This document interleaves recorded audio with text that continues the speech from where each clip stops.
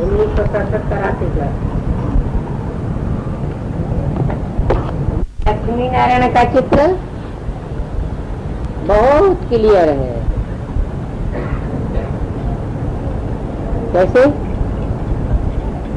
और चित्र इतने क्लियर नहीं है जितना लक्ष्मी नारायण का चित्र है। इसमें क्या खास बात है?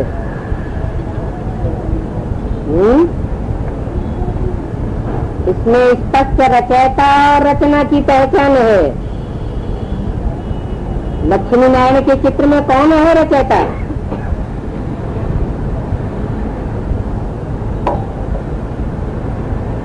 जो प्रकाश की लाइट के बीच में अर्थात संगमयुगी ज्ञान प्रकाश के बीच में लक्ष्मी नारायण दिखाए गए हैं।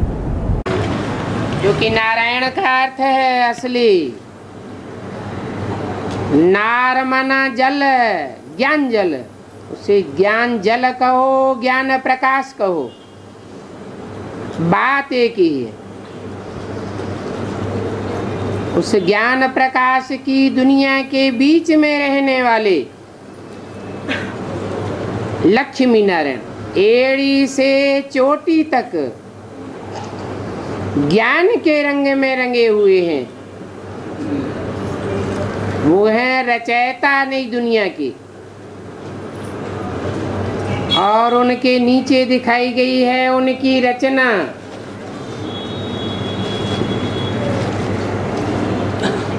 विश्व महाराज कुमार श्री नारायण की रचना, श्री कृष्ण और श्री राधे।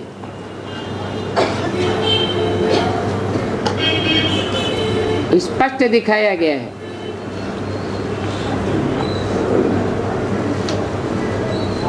कि जो संगमयुगी लक्ष्मी नारायण है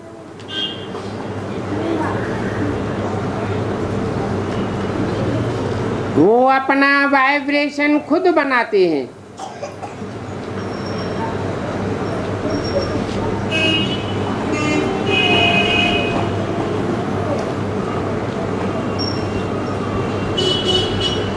तेज से पैदा हुए हैं, अर्थात याद से उनकी प्रत्यक्षता हुई है।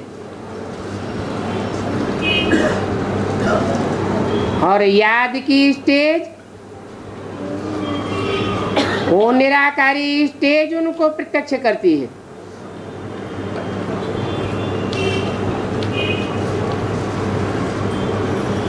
निराकारी स्टेज में होते हुए भी साकार शरीर से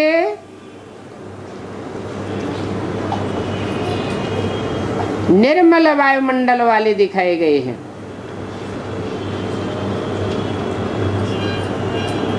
देह का भान का जैसे नाम निशान नहीं।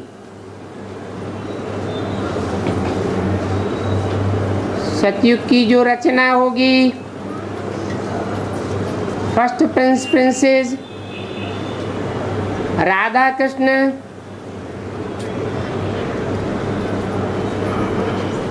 वो फर्स्ट क्लास रचना है।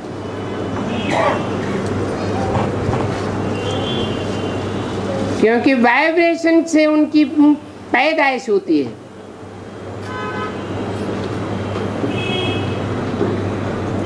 ऐसा वाइब्रेशन बनता है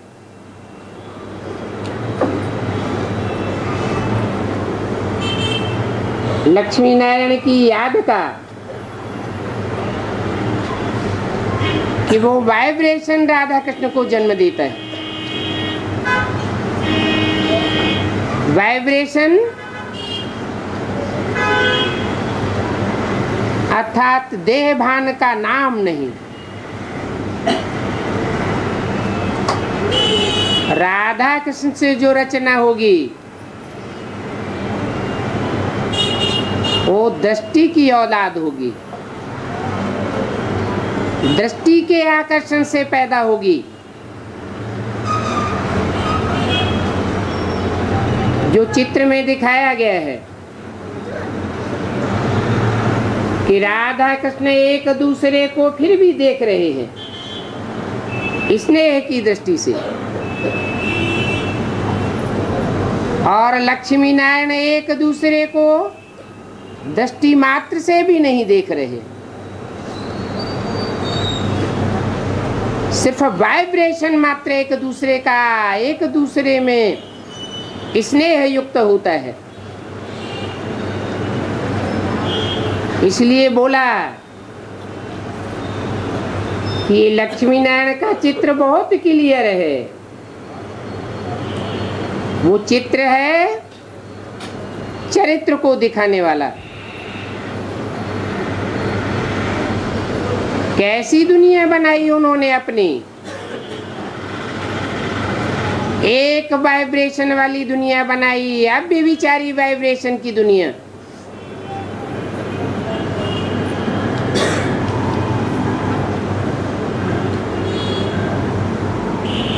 उसमें भी लक्ष्मी नारायण के चित्र में भी शिव बाबा ऊपर है, लक्ष्मी नारायण नीचे है। क्यों? लक्ष्मी नारायण प्रवृत्ति मार्ग के हैं, स्त्री पुरुष का संयोग दिखाया गया है वाइब्रेशन का, तो प्रवृत्ति मार्ग नीचा होना चाहिए क्या?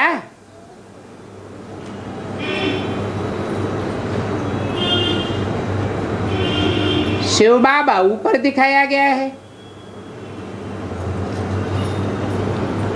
शिव बाबा एक है या प्रवृत्ति में है? गॉड इज वन कहा जाता है। हिंदी में कहते हैं भगवान। भगवान एक होता है तो उसे भगवान भगवती कहना चाहिए या सिर्फ भगवान कहना चाहिए?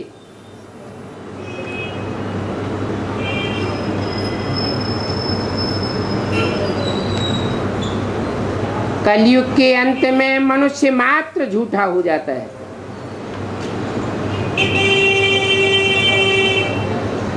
एक बाप आता है, वो गॉड इज ट्रुथ कहा जाता है।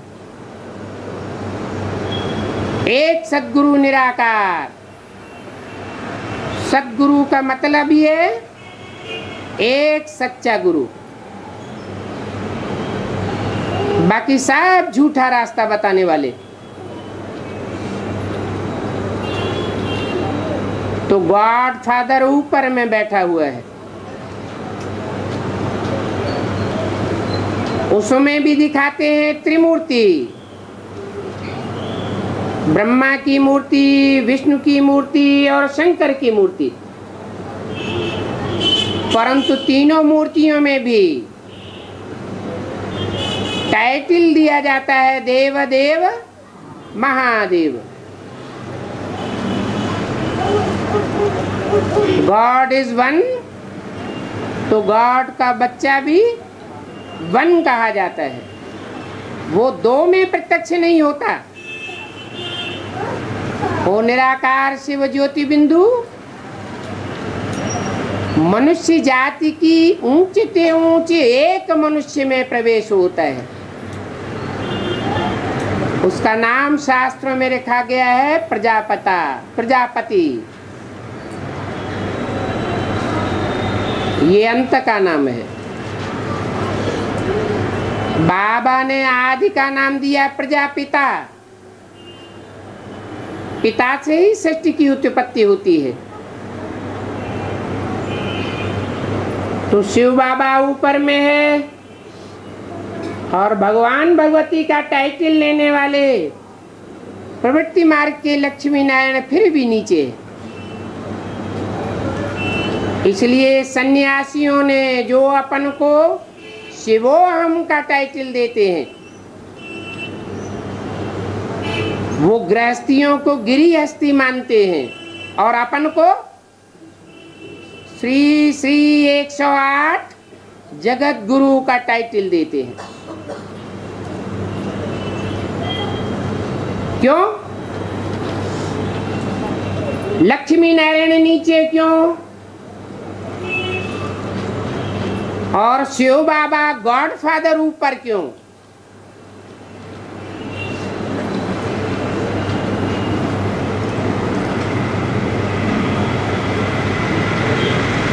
कोई कारण?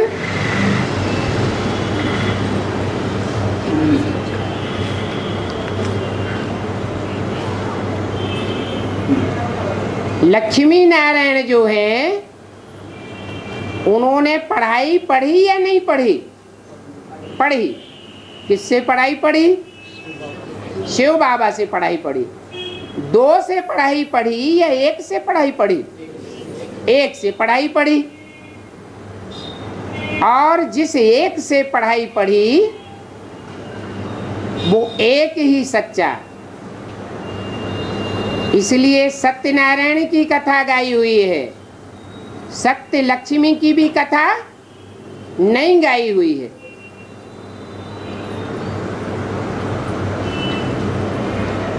वो है सबका बाप, लक्ष्मी का भी बाप और नारायण का भी बाप, उनकी सारी प्रजा का बाप। और पीढ़ी दर पीढ़ी सृष्टि में जो भी प्रजा हुई है सबका बाप है। बाप से वर्षा मिलता है, बाप ही स्वर्ग की स्थापना करते हैं। तो शिव बाबा बेहद का बाप है।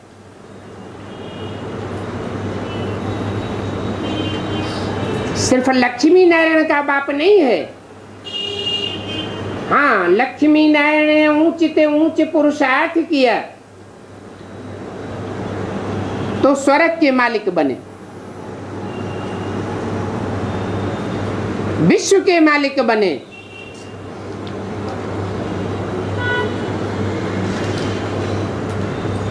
बाप ने उनके लिए स्वर्ग की राजधानी स्थापना की,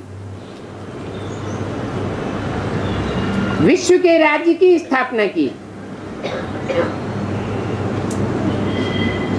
स्वर्ग में भी राज्य लक्ष्मी नारायण का है,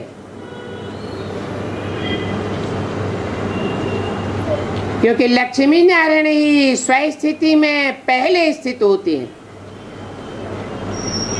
क्या शिव बाप से भी पहले स्थित होते हैं? शिव बाप शरीर में आता है, उसको पुरुषार्थ नहीं करना पड़ता, और लक्ष्मी नारायण को तो बल शिव बाप प्रवेश करते हैं तो भी पुरुषार्थ करना पड़ता है, उल्टी सीढ़ी चढ़नी पड़ती है।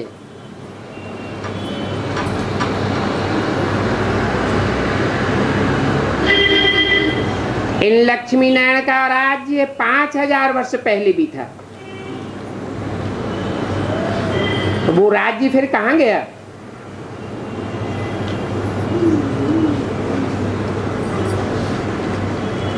बाप समझाते हैं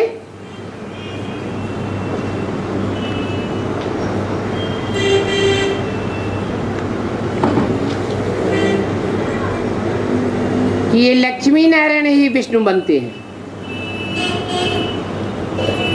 फिर 84 का चक्कर खाए फिर ब्रह्मा बनते हैं।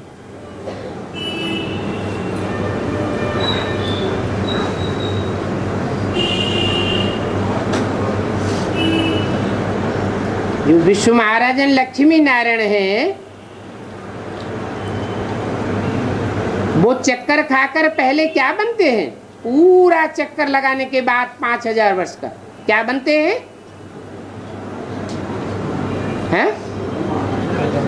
ब्रह्मा बनते हैं। उस ब्रह्मा का पूरा नाम क्या है? अरे, प्रजापिता ब्रह्मा। दिखाते भी हैं कि विष्णु की नाभि से ब्रह्मा निकला। अरे ये कहाँ दिखाते हैं? शास्त्रों में दिखाते हैं, चित्रों में दिखाते हैं, शास्त्रों में दिखाते हैं। तो शास्त्रों में जो बातें दिखाई गई हैं वो कहाँ की यादगार हैं? संगम युग की यादगार है। तो संगम युग में विष्णु की नाभि से ब्रह्मा कैसे निकला?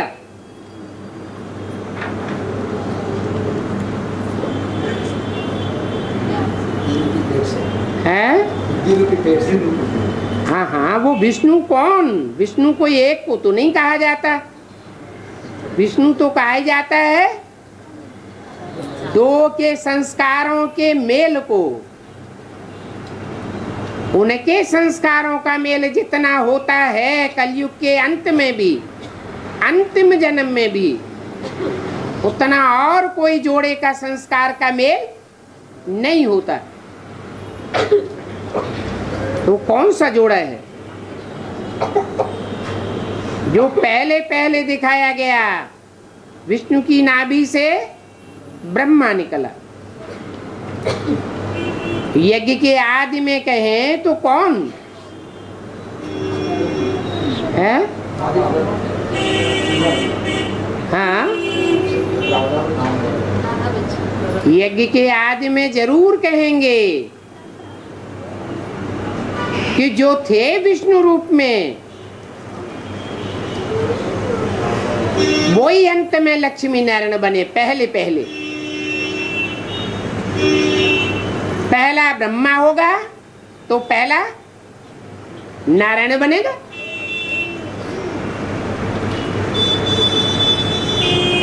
तो दिखाते हैं कि विष्णु की नाभि से ब्रह्मा निकला। जिनके लिए मुरली में आया हुआ है, ऐसे ऐसे बच्चे थे जो मम्मा बाबा को भी डायरेक्शन देते थे, ड्रिल कराते थे।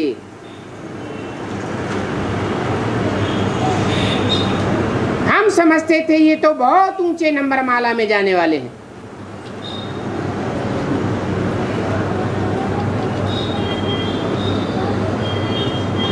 पढ़ाने वाले तो थे। उस पीरियड में भी उन्होंने ऊंची स्टेज की शूटिंग तो की।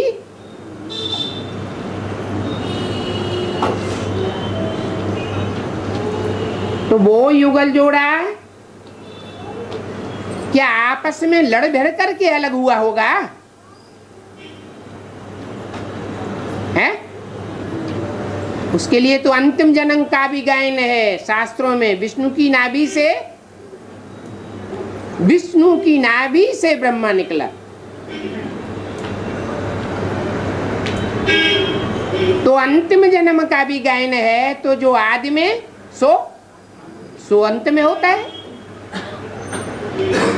फिर ब्रह्मा कौन सा निकला?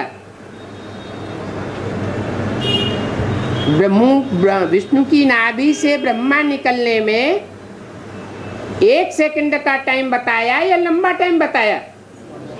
लंबा टाइम बताया। तो ब्रह्मा कब प्रत्यक्ष हुआ? यज्ञ के आदि में तो प्रत्यक्ष नहीं हुआ। कब हुआ?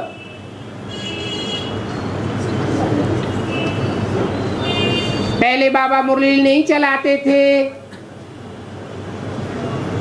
कराची से मुरली निकलती चली आई है। जिस तन में भी प्रवेश करूंगा उसका नाम ब्रह्मा रखना पड़े। तो ब्रह्मा प्रैक्टिकल में प्रत्यक्ष कब हुआ? 47 में प्रत्यक्ष हुआ। कोई न कोई की बुद्धि में आने लगा कि ये ब्रह्मा का पार्ट है। वेदवाणी इनके मुख से निकल रही है। तो 10 वर्ष तो कम से कम लगे विष्णु से ब्रह्मा बनने में।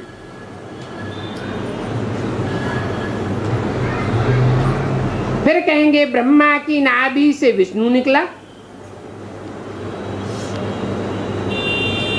47 में ब्रह्मा निकला। फिर उस इसकी नाभि से विष्णु कब निकला? शूटिंग पीरियड में। कब कहेंगे? अरे मुरली में तो घोषणा की गई है, 76 की घोषणा की गई है। 10 वर्ष में इन लक्ष्मी नारायण का राज्य स्थापन होगा और उसके बाद सारी दुनिया में विनाश ज्वाला फैल जाएगी। जो गायन है रुद्र ज्ञान यज्ञ कुंड से विनाश ज्वाला प्रज्वलित हुई, सो सारी दुनिया को चपेट में ले बैठी।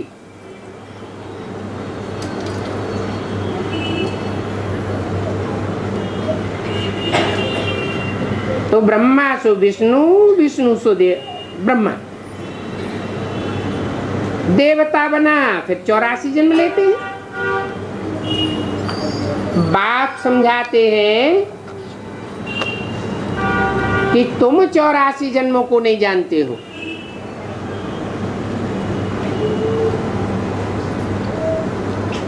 मैं ही आकर के बताता हूं।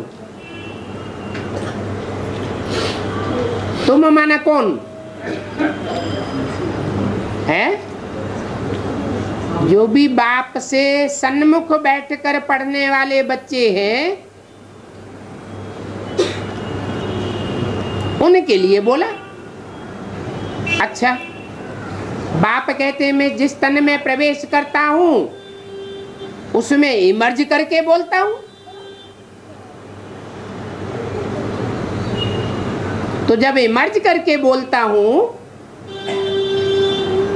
तो जिसको इमर्ज किया होगा सुनाने के लिए, समझाने के लिए, उसको तुम कहेगा या नहीं कहेगा? कहेगा। तो जिसको इमर्ज किया जरूर उसकी बुद्धि में ये बात बैठनी चाहिए पहले पहले। क्या? कि नर से नारायण कैसे बनते हैं और कौन बनते हैं, पहले पहले उसकी बुद्धि में बैठना चाहिए।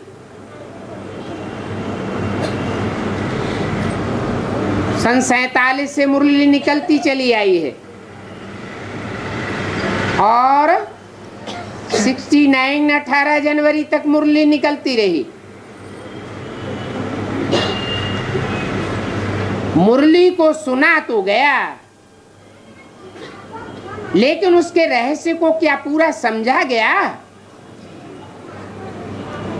क्यों नहीं समझा गया? जब बाप स्वयं बच्चे को इमर्ज करके उससे बात कर रहे हैं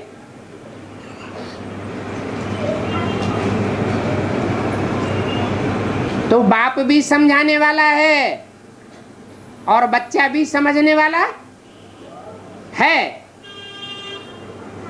तो वो वाइब्रेशन उस बच्चे तक नहीं पहुंचेगा क्या? पहले पहले नहीं पहुंचेगा है? पहले पहले उस बच्चे तक वो वाइब्रेशन पहुंचता है। मुरली के एक एक वाक्य का, एक एक अल्फाज का रहस्य उस बच्चे की बुद्धि में बैठता है।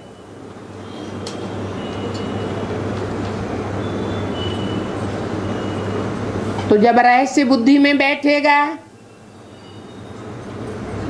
तो कहने वाला कहता है तुम अपने जन्मों को नहीं जानते हो, मैं तुमको बतलाता हूं। कितना सहज है। और बाप ब्रह्मा द्वारा ही कहते हैं।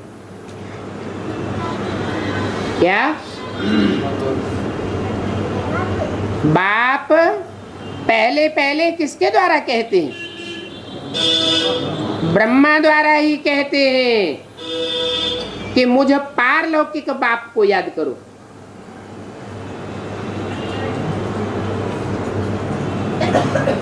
न लौकिक को याद करो और न अलौकिक को याद करो। मैं ही पतित पावन हूं कहने वाली दो आत्माएं हैं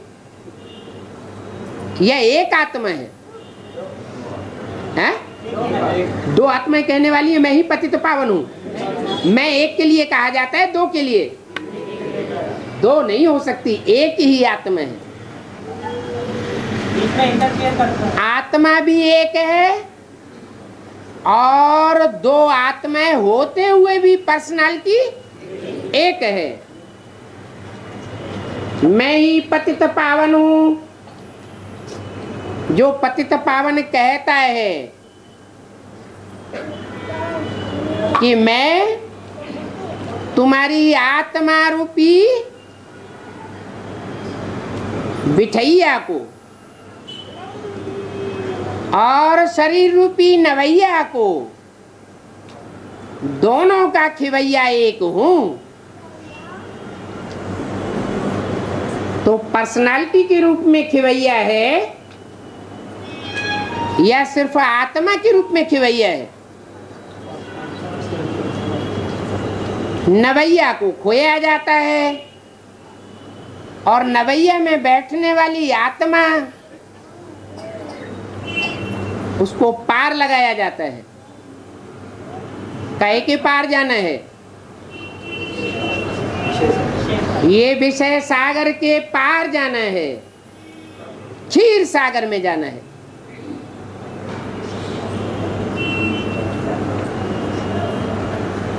तो जो कहने वाला है मैं ही पतित पावन हूं, वो पतित आत्माओं को पावन बनाता है या शरीर को पतित से पावन बनाता है? जो आत्मा है वो आत्मा को पतित से पावन बनाता है। डॉक्टर डॉक्टर बनेगा। आत्मा का उद्धार आत्माओं का बाप करता है और शरीर का उद्धार शरीर का बाप करता है। उसके ऊपर जिम्मेवारी आती है क्योंकि वो मनुष्य शरीर का बाप है, मनुष्यों का पिता है।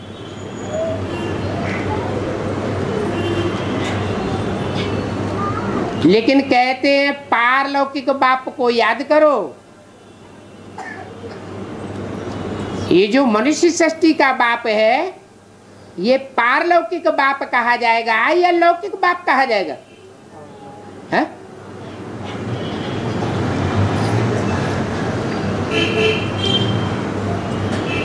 वो पारलौकिक बाप है या लौकिक बाप है? अभी क्या है? लौकिक माने इस लोक का और पारलौकिक माने इस लोक का नहीं है। इस लोक से जो परे का परे लोक है, जहां और किसी की पहुंच नहीं हो सकती, ऐसी परे की स्टेज में रहने वाला है। हैं तो बेहद के दो बाप,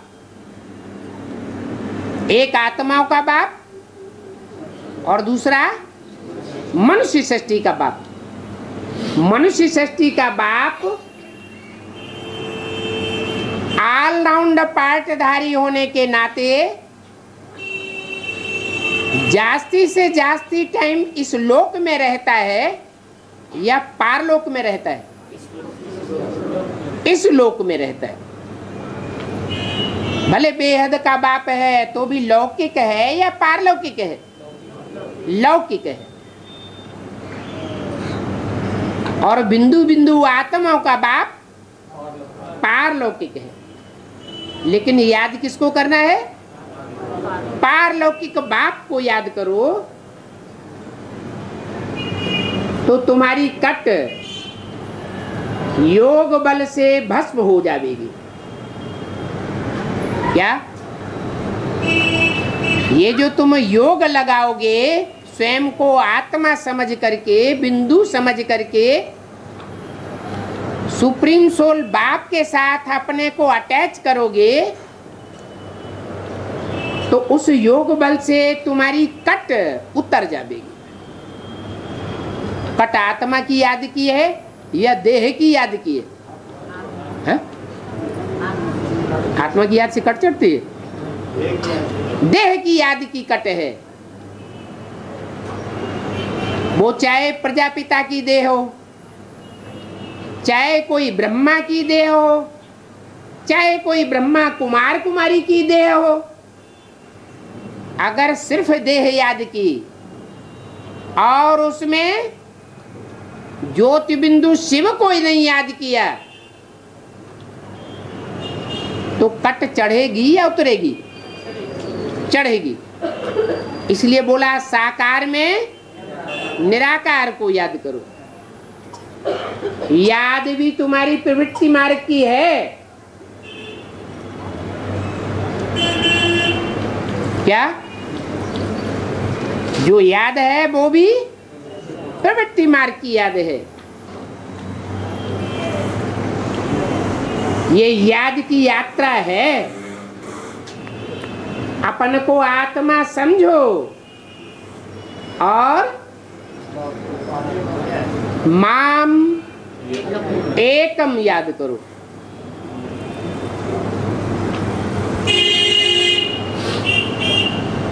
मुझे एक को याद करो, कोई और दूसरे को याद न करो। है?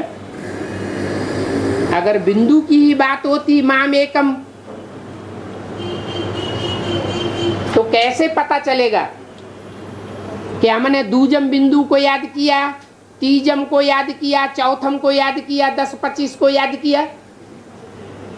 बिंदु के कहने के आधार पर नहीं हो सकता। सिर्फ बिंदु समझने से एकम माम एकम दूजम नहीं हो सकता। कब हो सकता है?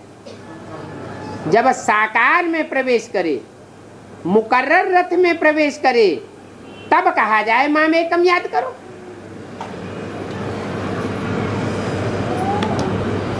ऐसा करेंगे तो तुम्हारे विकर्म विनाश हो जाएंगे।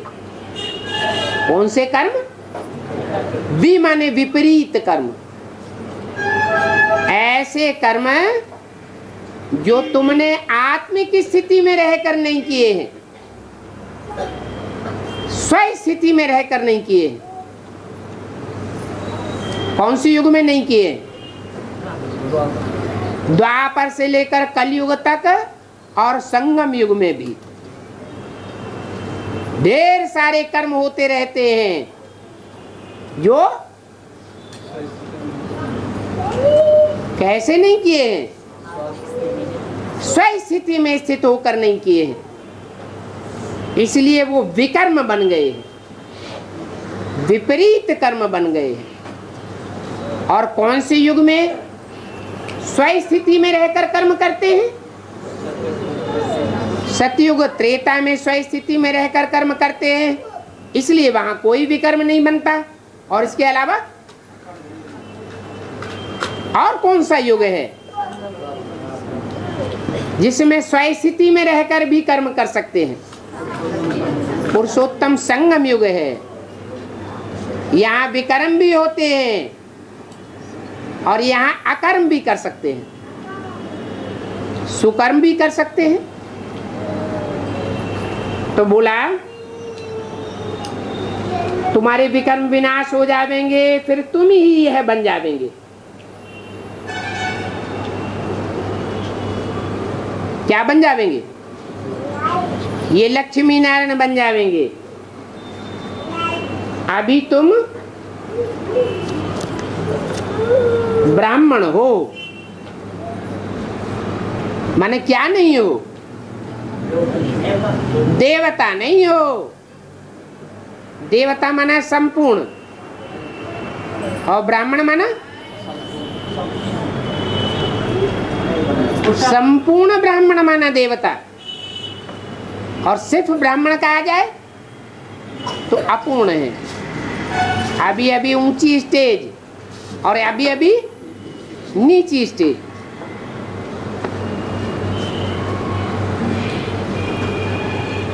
तुम ब्राह्मण हो, प्रजापिता ब्रह्मा की औलाद।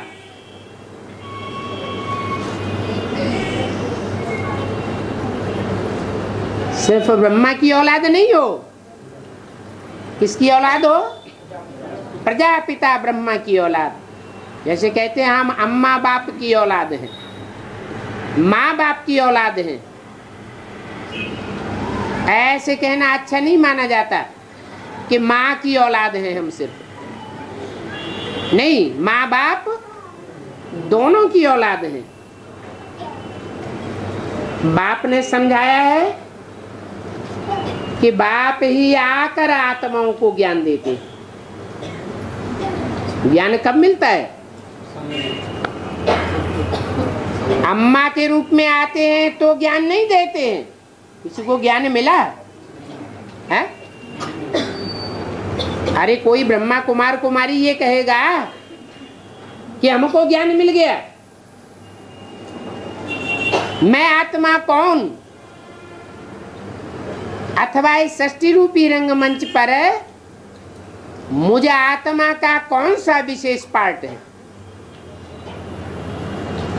आत्मा में अलग अलग संस्कार होते हैं ना, तो एक का पार्ट न मिले दूसरे से, तो कोई कह सकता है कि मैं आत्मा कौन सा विशेष पार्टधारी हूं?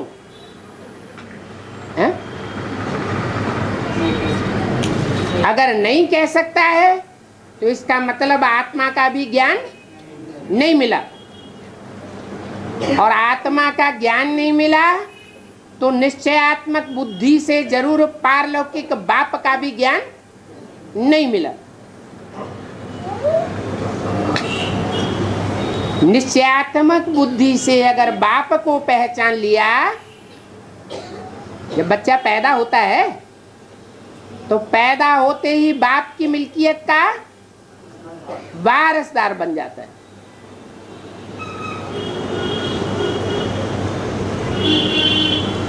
आत्मा भ्रकुटी के बीच में रहती है। क्या? और दूसरा स्थान नहीं है। उत्तमांग में भी दो आंखों के बीच में जो स्थान है, नाक के ऊपर, ये तीन विशेष कार्य करता है। नाक, कान, आंख,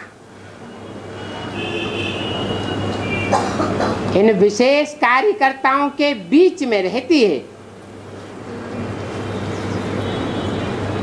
जैसे कोई राजा होता है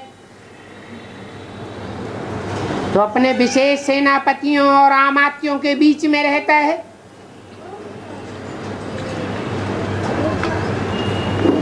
आत्मा ही अविनाशी है, और ये नाक, आंख, कान सब है, सब विनाशी।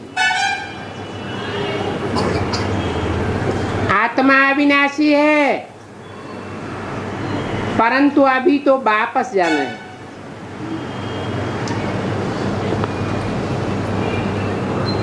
कहाँ वापस जाना है?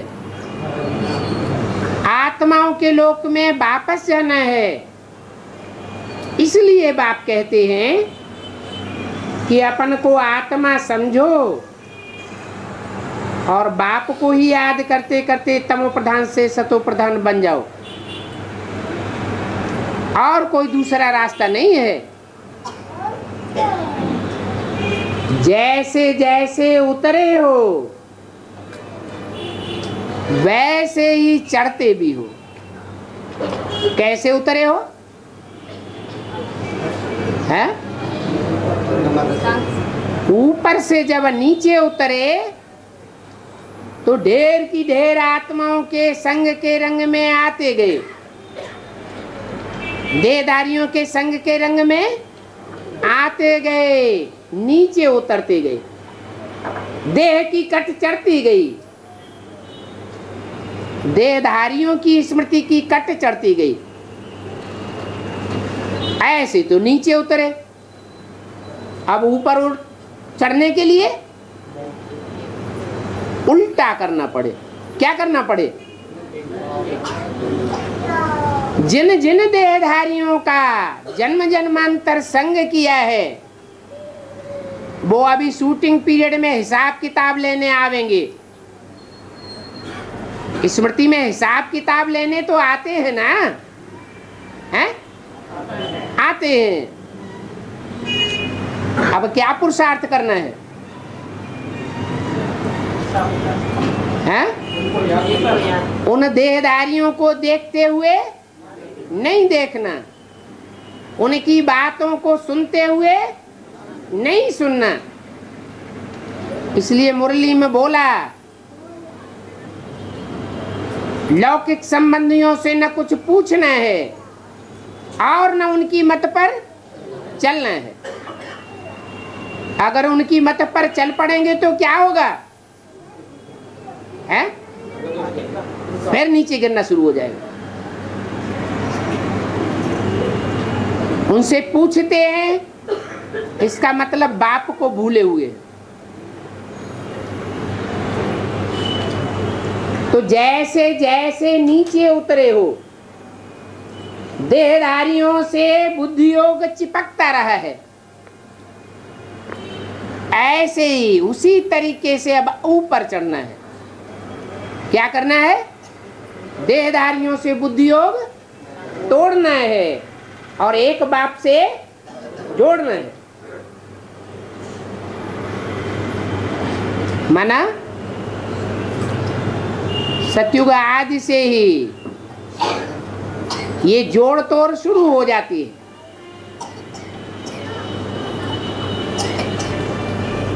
द्वापर युग में तेजी से देह भान बढ़ता है और देह का लगाव शुरू हो जाता है। एक बाप से टूटता जाता संबंध और अनेकों से संबंध जुड़ता जाता है। ये जोड़ तोड़ करने वाला कौन? द्वापर युग से बाप ने कहा कि ये जोड़ तोड़ करो, हैं? नहीं किया, नहीं कहा। जैसा जैसा संगम युग में शूटिंग की है वैसा ही वैसा ड्रामा शूट होता है।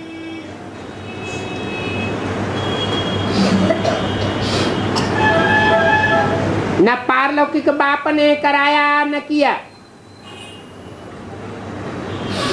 न लौकिक बेहद के बाप ने कराया न किया।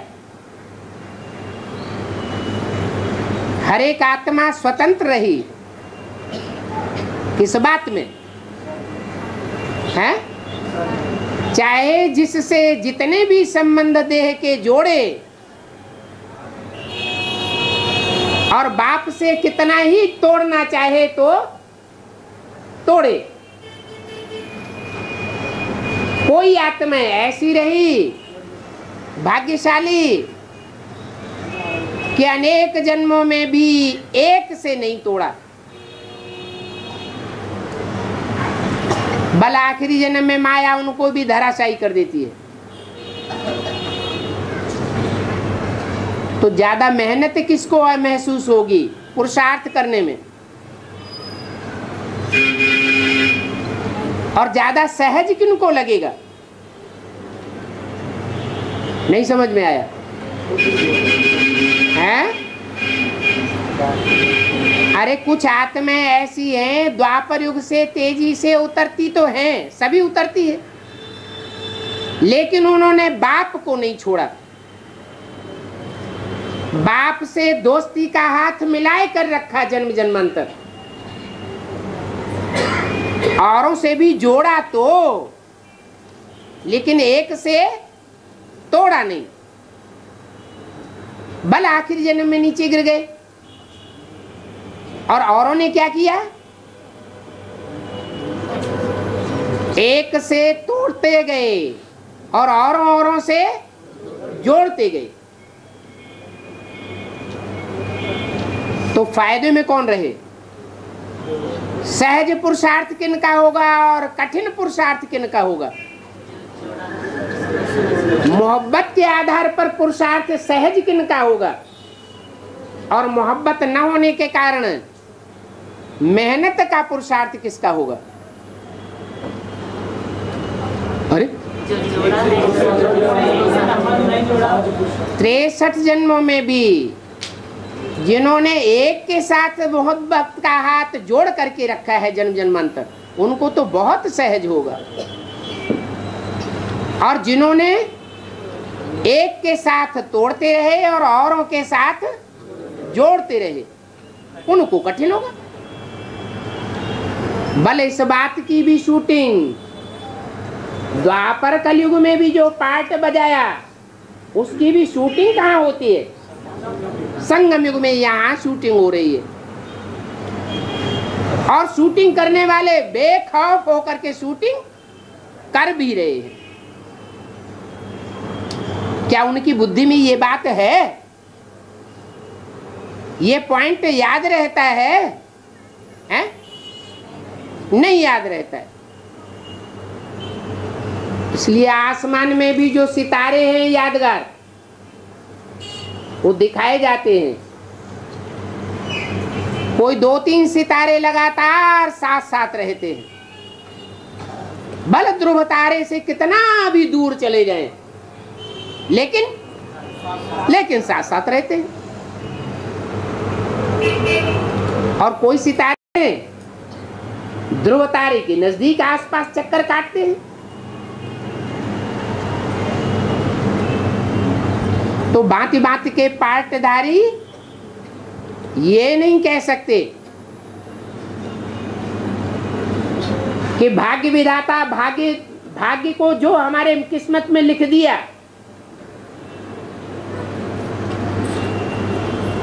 उसके जिम्मेवार हम नहीं हैं। भाग्य विधाता जिम्मेवार है। कौन जिम्मेवार हुआ? है ऊंचा भाग्य बनाने, सुख का भाग्य बनाने और दुख का भाग्य बनाने का जिम्मेवार कौन हुआ? है हर आत्मा। जैसे गीता में लिखा हुआ, आत्मा अपना शत्रु और आत्मा अपना मित्र स्वयं ही है। कोई दूसरा मित्र और शत्रु नहीं हो सकता।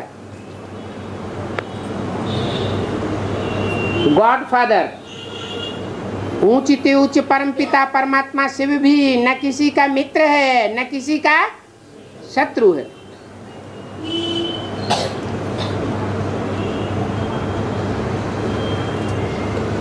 आत्मा का योग लगने से तुम्हारी बैटरी भर जाएगी।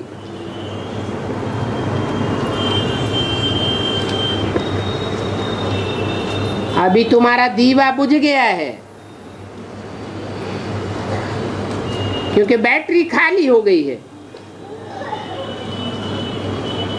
तो फिर दीवा जले कैसे?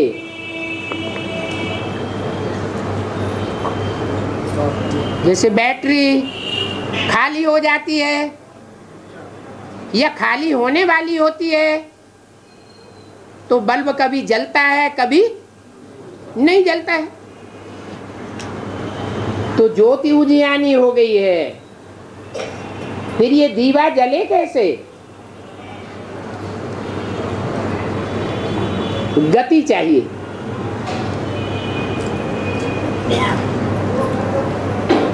क्या? जैसे करंट है ना, वायर में पास होता है, तो करंट गतिवान होगा तभी तो पास होगा। करंट में गतिशीलता नहीं होगी तो कैसे पास होगा? तो यहां भी क्या चाहिए?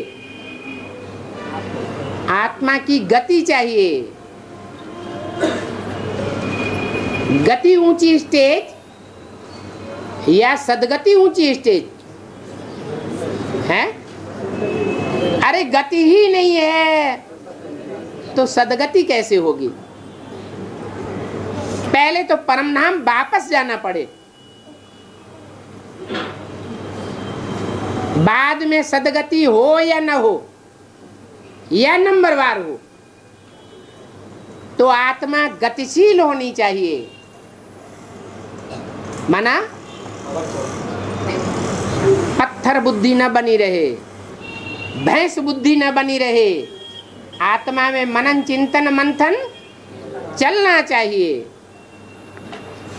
गति चाहिए।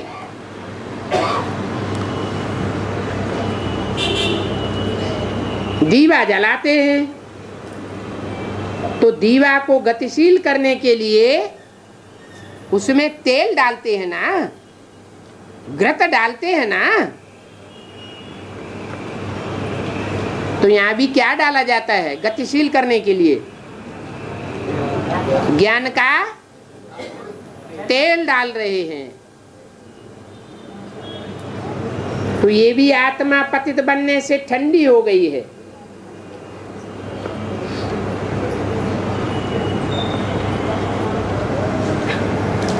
प्रजापिता भी है पतित। क्या बहुत से भगत होते हैं, राम के भक्त रहीम के बंदे हैं, ये सब आंखों के अंधे। वो बस देहदारी को ही पकड़ लेते हैं। कृष्ण के भक्त होंगे तो ब्रह्मा को ही पकड़ लेंगे, बस ब्रह्मा ही ब्रह्मा। राधा के भक्त होंगे, बस राधा को ही पकड़ लेंगे। बाप कहते हैं इन सब देहधारियों का बाप कौन है? सारी मनुष्य सृष्टि का बाप कौन है? प्रजापिता। वो भी पावन कहेंगे या पतित कहेंगे? वो भी पतित है। इनको भी इन जैसा बनना है। किन जैसा? लक्ष्मी नारायण की तरफ, चित्र की तरफ इशारा किया। तत्वम, जो ये है वो ही तुम हो। पहले तो देवता, फिर क्षत्रिय, फिर वैश्य, और फिर नीचे ते नीचे उतर करके शूद्र बन जाते हैं। कौन?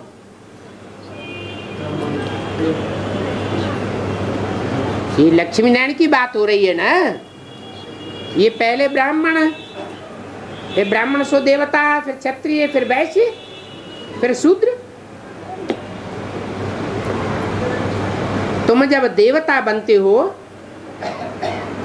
तो पूज्य भी हो। क्या? द्वापर कलयुग में ही पूज्य होंगे।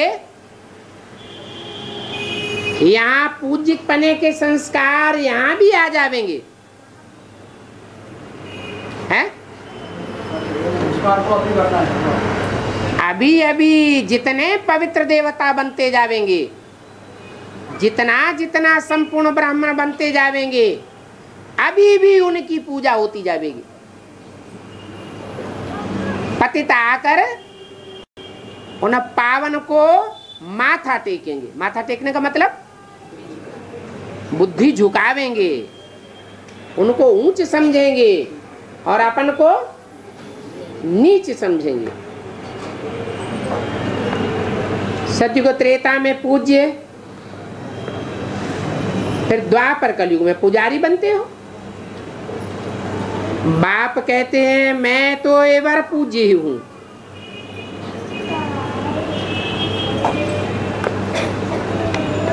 तुम ही पूज्य बनते हो, तुम ही पुजारी बनते हो। अभी तुम पूज्य बन रहे हो।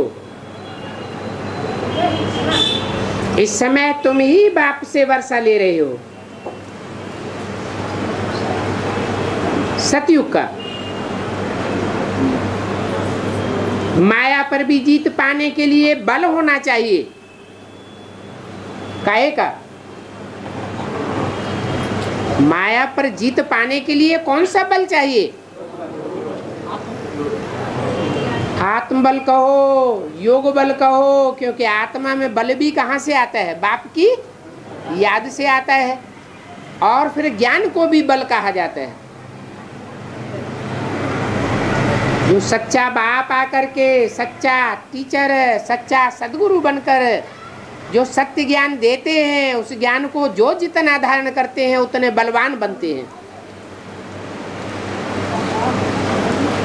जो अच्छी रीति याद करेंगे तो वो ही सतो प्रधान बन जावेंगे, बलवान बन जावेंगे। जो बहुत बलवान होते हैं उनको महावीर कहा जाता है।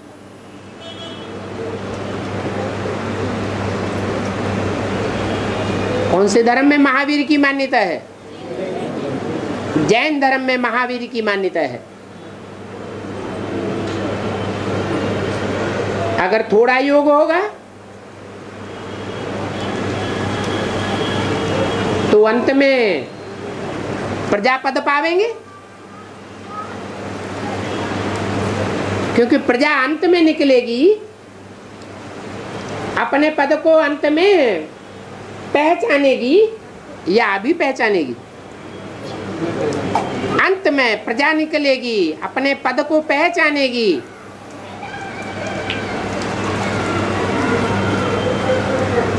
फिर भी पावन तो बनना ही है, चाहे प्रजापद में जाने वाले हो और चाहे राज्य पद में जाने वाले हो। पावन तो यथा राजा तथा प्रजा सबको पावन बनना पड़े,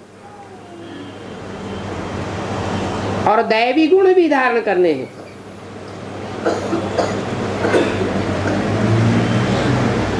ये दैवी गुण धारण करने में सबसे बड़ा दुश्मन कौन आकर खड़ा हो जाता है सामने? रावण कोई एक रूप नहीं है, उसके भी 5 मुख्य रूप हैं। दैवी गुण धारण करने में सबसे आड़े कौन सा विकार आता है? काम विकार। ये काम महाशत्रु है। कहते भी है ना कि पतितों को आकर पावन बनाओ।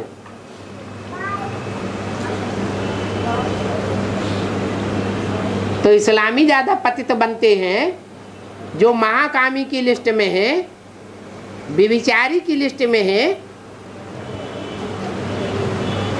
या बौद्धि ज्यादा पतित बनते हैं,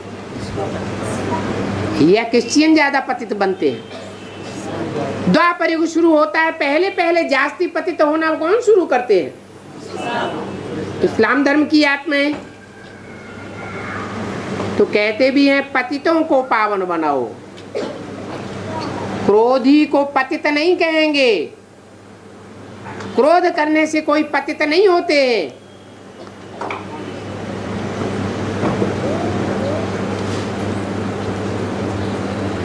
कामी ही पतित बनते हैं।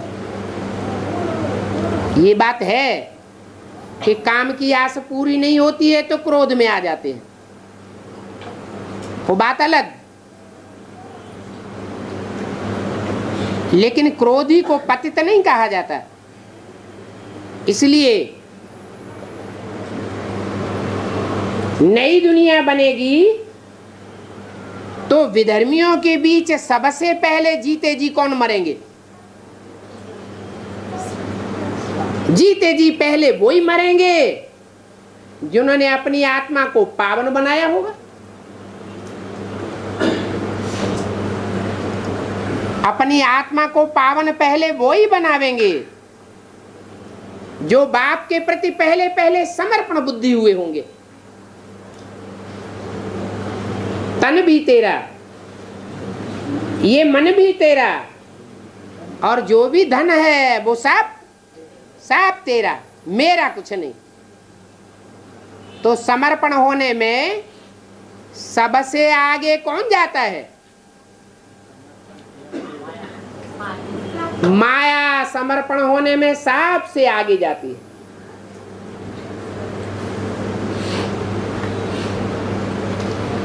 वो कौन से धर्म की मुखिया है? जरूर इस्लाम धर्म की मुखिया होगी।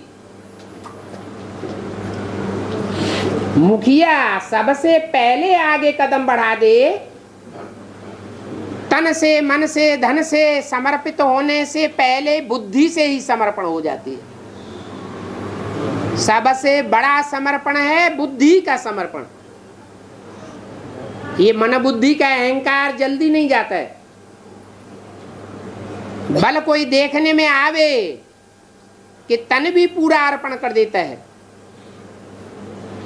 जैसे चलाओ वैसे चलाएंगे, उल्टा लटका दो तो उल्टे लटक जावे।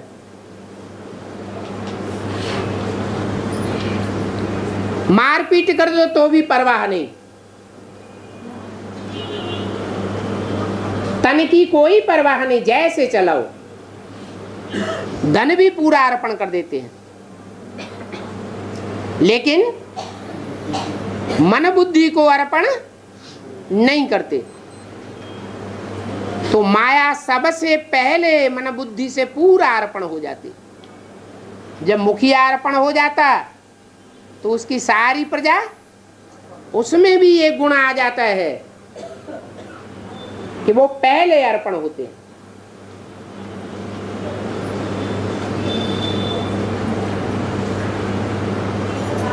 तो ईश्वर के प्रति विनाश के टाइम पर समर्पण तो सबको होना पड़ेगा, लेकिन जो पहले अर्पण में बुद्धि होते हैं वो जन्म जन्मांतर ज्यादा सुख की प्राप्ति करेंगे या दूसरे करेंगे, हैं? इसलिए इस्लाम धर्म ने भारतवर्ष में नहीं, सारी दुनिया में मुसलमानों ने जितना राज्य किया है उतना और कोई धर्म ने राज्य नहीं भोगा है। क्रिश्चियंस का तो राज्य अभी 100 वर्षों के अंदर आया है, 200 वर्षों से। इसलिए मुरली में बोला पहले ये इस्लामी मरेंगे। क्या पहले पहले रूहानी मिलिट्री कौन सी तैयार होगी? इस्लामियों की तैयार होगी, फिर काम बहुत तेजी से चलेगा। ओम शांति।